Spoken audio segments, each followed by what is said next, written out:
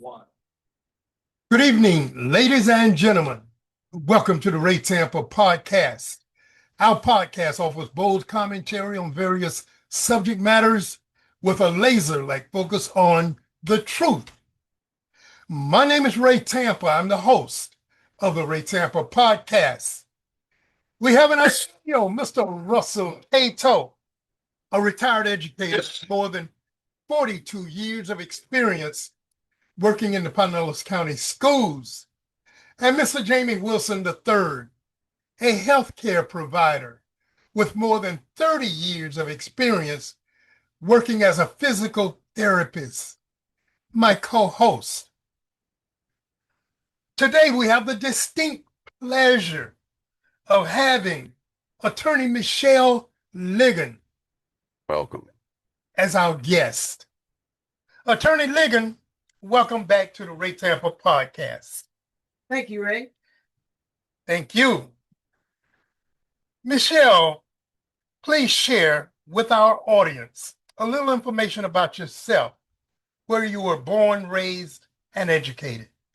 I am an original native of Indiana, and by way of Illinois, as in Chicago, California, as in Los Angeles, New York City, as well as New Jersey. Okay. And so that route of travels professionally was largely in the insurance industry, where I worked for the top 5 insurance companies. On retiring from that part of my career, I began doing more in the line of legislative intent and working with lobbyists and that sort of thing for the development of hospitals and for the development of other types of commercial complexes. And I've done that around the country as well. Looking forward to expanding that reach into some international arenas, but been primarily focused here in St. Petersburg with historic preservation, with area planning, and sat as chair of both of those committees, and have worked as at the pleasure of several mayors as well for the city. That's quite a bit. Very good. Quite a bit. Yeah. From my personal standpoint, I believe the mayor should have leaned on all that experience. That's just a statement, but we'll leave that alone for right now. Today, our discussion will focus on the recently passed law designed to give tax relief to Florida homeowners, provided it's approved by the voters. 2, we're going to talk about the current status of the plans to redevelop Tropicana Field and other areas of the city of St. Petersburg. Attorney, well, let me back up. President Ligon, because she is president of her own company. Correct. So we're going to drop attorney for right now and say president. President, please do a quick recap of the special session that recently passed the homestead exemption law. At the pleasure of the governor, the legislature was called back into session, a special session after it adjourned for the year. And they came in specifically to look at one of his proposals under House Joint Resolution 1F. And that concerned a change in the way that homestead is calculated and those that are responsible for paying property taxes at various levels. Now, that's a constitutional provision. So as a result of that, legislature has to also be ratified by a public vote. And that public vote is scheduled to run contiguous with the November election on November 3rd. So they reconvened on the 27th of May, and they passed this resolution, if you will, on June the 2nd. And then it will be brought before the registered voters on November the 3rd. And the way that it passes is somewhat interesting as well. The House vote versus the Senate vote. The Senate version was much more invasive and much more intrusive in terms of how those funds would be allocated. So with that, they wound up representing the House bill, and that was won 75-26. The Senate was a much closer spread. Not really. 30-9. So there was a big difference there. But it's compelling that they chose to do that under a special session versus the regular convening of the legislature. The impact of it is compelling. The projected impact of it is $8.4 billion statewide. And while that's not as big as some of the sports contracts that we've seen very recently, it's still a compelling number. And it'll affect about 60% of the residents in the state of Florida that do have homestead exemption presently. So about 60% of those folks will be impacted directly by whatever is approved or not approved. Just kind of as a point of reference, if you have a home that's valued somewhere between 300,000 and 400,000, you may be paying as much as $1,000 per month towards property taxes. Why does it make a difference in terms of how that's calculated? Well, because it is something that's calculated and apportioned back to the local communities to handle and decide how that's going to be allocated, with the exception of schools.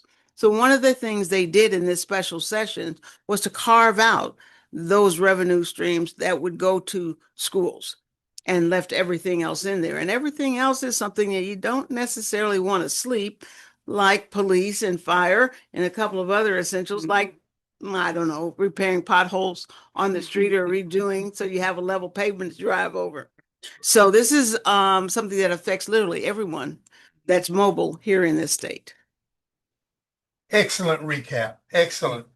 So at this point, I want to ask you this question, then I'll invite my co-host to join in with the questioning. You answered one question that I had in mind. Was this a highly contentious passage, or was there little opposition to the proposal? And you told us about how it was a 30-9 vote in the Senate. So that doesn't suggest too much contention. But in the House, I think they had a large gap between the yays and the nays as well. More representatives than there are senators. Right. So those numbers are materially different because of that.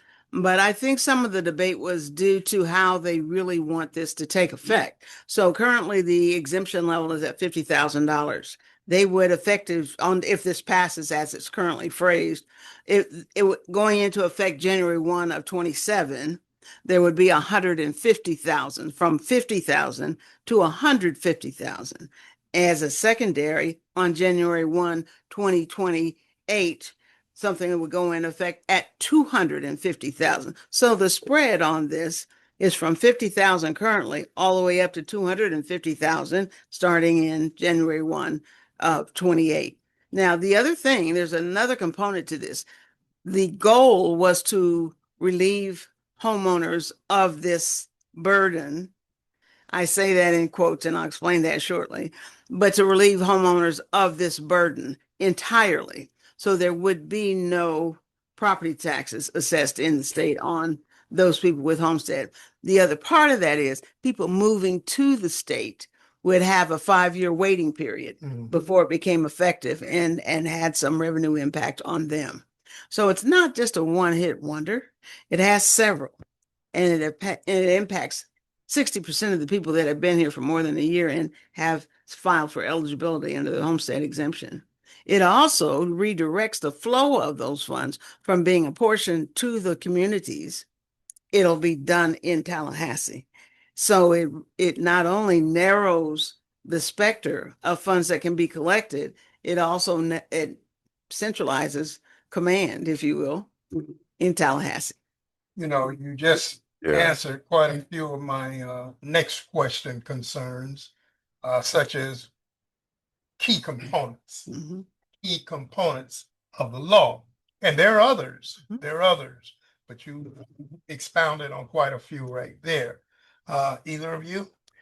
I have some. So this is basically a multi-billion-dollar revenue gap that we're going to be dealing with, and it sounds like we're going to foot the bill. Taxpayers once again putting the bill. We're going to be hit. This doesn't sound positive at all. Why don't they just legalize marijuana to offset it? I mean, I know there's apples and oranges, but that's the only offset I see, because when people hear, "Ooh, no, no property tax," they need to understand the government gives with one hand, but they grab. You know what I mean? They take from the people. That's a multifaceted question there Mhm. because we don't have state income tax Mhm. in Florida. True. So if you don't have state income tax and you don't have property tax, where does that revenue come from? And walking into this day one, It's a setup. we already got a deficit of 8.4 billion statewide. So as a result of that, we've got to be very careful about the domino effect, the quid pro quo of things that we're approving. So does it sound good to have less of a burden in terms of less of your property value being exposed to taxation? It sure does, unless you need a cop or unless you need the fire department. Right. And those kinds of things we have to think about is the quid pro quo. And unless you're concerned about losing control of how those funds get allocated. So if you take schools out of the equation, which have already taken a hit, Mhm. that's a big step, and that's done for conciliatory purposes. But the rest of it's there, and it does impact 60% of the people that have homestead qualifications already. Mhm. So with that, looking just at homeowners, let's look at the more macro type of approach to this. It's also a disincentive for business to relocate to Florida. So one of the things that we lack that other states don't is our ability to recruit people into the state with large revenue generating potential. Mhm. And losing that is critical importance to us because we have so many infrastructure changes that we've got to be making as a state. Mhm. Things that impact the quality of our water, the things that impact the cost of energy, and any number of things that affect us in terms of stormwater collection Mhm. and that sort of thing. Solid waste disposal.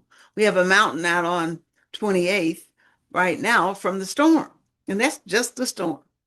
So if you can imagine, there are procedures and policies and programs in place to help mitigate that, but that comes at a cost. Right. Excellent. And they need funding. Russ, you got anything? Yeah, what I noticed, Michelle, in this thing, there are two things here, tax relief and tax break. Mhm. They're two different things here. Yes, they are. They are two different things. Absolutely. And that's what this guy is trying to sell. When you're talking about voters voting for this, that's what I was at home. When you look at it, it's a tax relief for us. Mm-hmm. But what about the local government, the school system? Mm-hmm. They don't get this. So you may be paying more for services than you ever have before. Mm-hmm. And I think that's what the voters going to have to look at because it sounds good when you're talking about tax relief, but what about a tax break? The way you just explained it in Michelle is something that really needs to get out to the public, to educate people, because I've been paying attention on Facebook, their arguments on Facebook, pro and con. Yeah.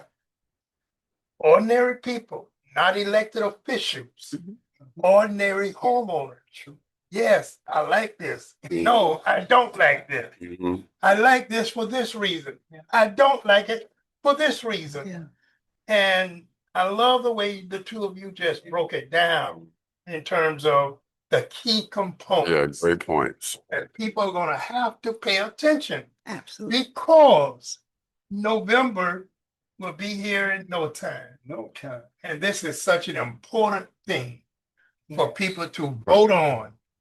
And the state needs 60% of the voters to agree to this. Right. There's 60% of the registered voters also have homestead exemption. So it's the ones that 60% out of that total, 60% of that total would have to be there in favor of this particular resolution in order for it to pass. And again, it's not just passing for the impact in 87, 2027. It's also going to 2028 and beyond because the goal by the mouth of the governor is to remove it entirely. Yeah. Yeah. That sounds good, but whether you're also removing, as you take off those shoes, is you're putting them up in Tallahassee for them to decide Yeah, how that control. money gets apportioned back Right. here. And so with that, if you want to give up that latitude, that direct influence on how these funds are being used, then vote for this resolution. If you want to maintain control, then this resolution has miles to go before it sleeps, if you will. That's a very key point, and people need to understand it. Yeah. You want those people in Tallahassee to Trolling. decide how these dollars are spent that are going to directly affect the people here in the local area. Right. And my answer to that is hell no. Right. It has a. Because they're wasting money like there's no tomorrow. Mhm. Going down there building alligator Alcatraz because you want to impress Donald Trump.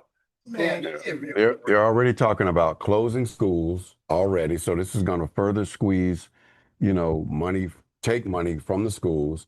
I feel like as far as taxes, is going to raise taxes. They're going to recoup it some type of way. It's going to raise taxes, Sales tax. correct, sales tax, and that could jump to from 7 to 9.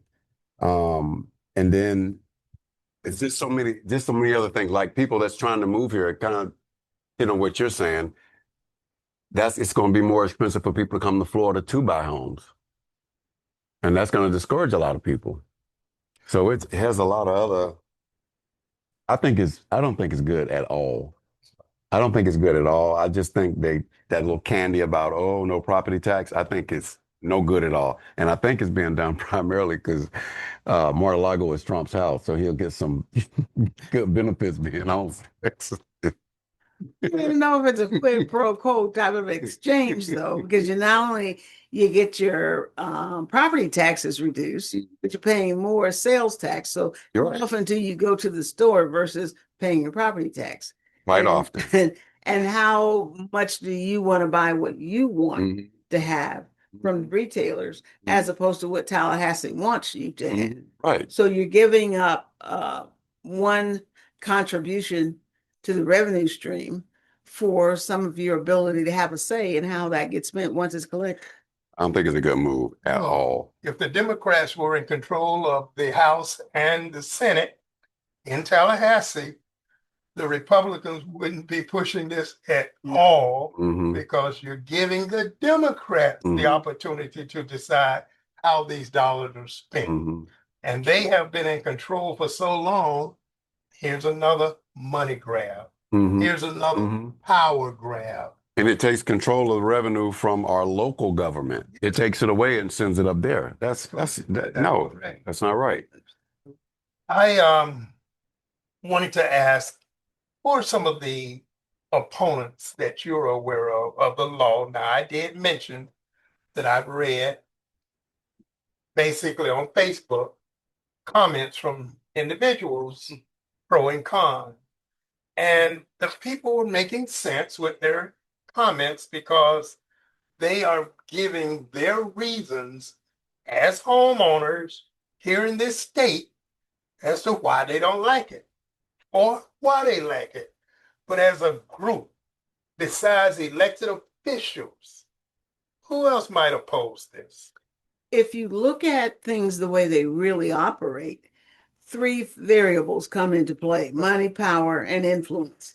So you've got to hit all three buttons for that home run. But what they have done is they've hit the money. They reduce the money on one hand, but you give up power and control over how the money that they do collect is going to be spent. Power comes in what? Dollar bills, y'all. Mhm. Okay. The power to make those decisions, the power to determine how the money that is collected, how that's going to be spent. Now, influence is another thing. So, do you want to capitulate on local influence for local expenditures and give that to Tallahassee? Not to say that Tallahassee can't have an informed insight into what's going on locally, but they don't live here. Right. They don't work here. They're Right. not recruiting businesses here. And if you recruit a business here and their employees can't afford to live here, that's a problemo grande. So you got 5 years to wait before you get a homestead exemption on top of that. So not only if you move here, you might not have any housing. We already have a housing shortage in terms of not affordability, which is the term of art that's used most often, but just access to housing. We have to have more home starts in this area to take care of the people moving here. So do you stop the influx of people by taking away the reason for them to move here? Mhm. They move here because they do have homestead exemption. They move here because they do have an exemption of individual income tax at the state level. Okay. So if you take all the toys away, then what do we have left to play with? You got a public school system that's more underfunded, substantially more underfunded. Okay. They put that back in on this special session to get the bill passed in the first place. But if you look at it, those public school expenditures don't include all the bells and whistles and toys that we want to have available for our children.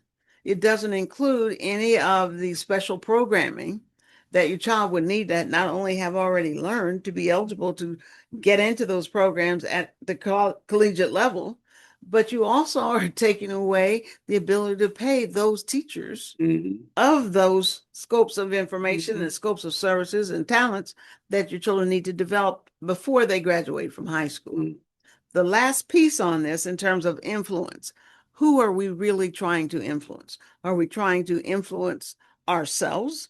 Are we trying to influence people in other jurisdictions? Are we trying to influence the processing and procedure that goes along with the Constitution? This requires an amendment of the Constitution of this state. There is a reason why it held up so long. Even with everything that Florida has been through, the Constitution should be harder to pierce than just a special session. Just a special session called for 5 days, which included a weekend. So it wasn't really a whole 5 days. It was more like about 3. And why couldn't you get this done in full session to the point where you had to call a special session for this? What's really going on? And I suspect that it's money and power and influence. Oh my God. All right, you all have been listening to Michelle Ligon, President, Elevate, Inc. All right, here's my last question on this.